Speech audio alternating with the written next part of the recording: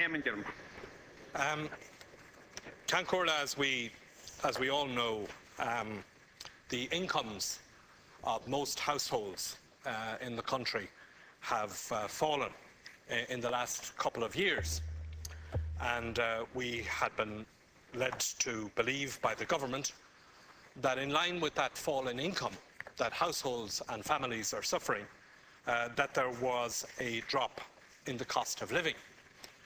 The publication, therefore, yesterday of the Eurostat figures on prices, I think is quite revealing, in which it states that the price of food in this country is now 29% above the EU average, price of bread and cereals 32% above the EU average, meat 21% above the EU average, and milk, cheese and eggs 37% above the EU average.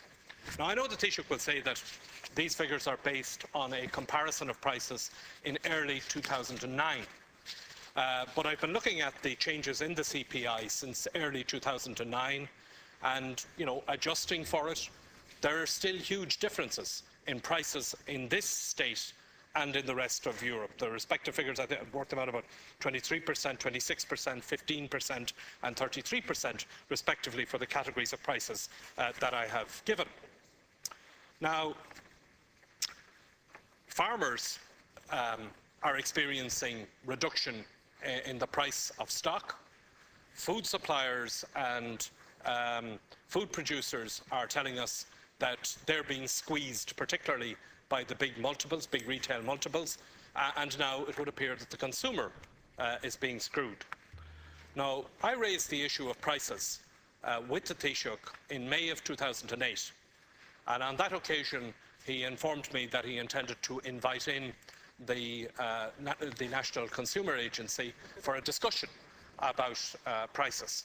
And since that time, we have been hearing from government that there's going to be some kind of a code of practice introduced for the grocery sector and for the retail sector generally. That hasn't happened.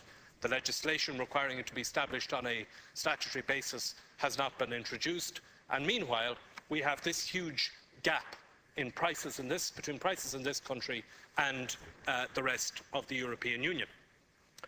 Now, one of the problems, it seems to me, Taoiseach, that we have is that we can't really get to the bottom of the extent of profit-taking, particularly by the big multiples.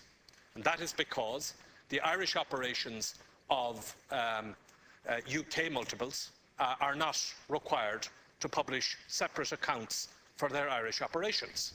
And similarly, privately owned multiples, family-owned multiples, are not required to publish accounts either.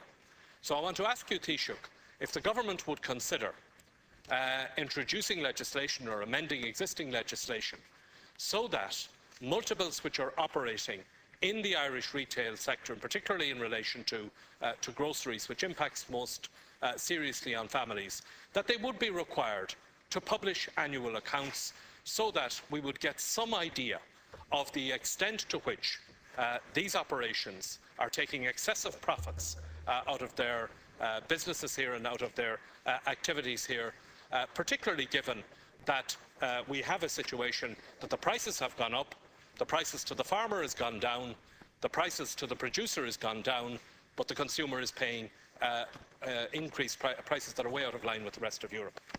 Deputy Gilmore. Well, again, I think the Taoiseach is living in a bit of a wonderland in relation to all of this. I mean, yes, I acknowledged, and I did acknowledge in my question, that there has been some reduction in food prices since the beginning of 2009, 6.3% to May of 2010, but then it went up again in May, and the same pattern has followed for bread and cereals, for meat and for milk, cheese and eggs. There's no getting away from the fact, Taoiseach, that the prices here are out of line with the rest of Europe. And to say that, sterling is a factor, yes, sterling is a factor when you compare prices between here and the UK, but sterling is clearly not a factor when you're comparing prices with countries which are in the euro. Now, I think there are two problems here. First of all, I think, frankly, that there is a lack of urgency on the part of government to deal with the problem of prices. 2 years is too long to be waiting for government to put in place what it amounts to just a voluntary code of practice which would govern the big supermarket chains. And secondly, and I appreciate that you have said that you'll ask Minister of State Kelleher to look at the proposal that I have made, but I think at a minimum, I think we need to see what is the bottom line for the big supermarket chains.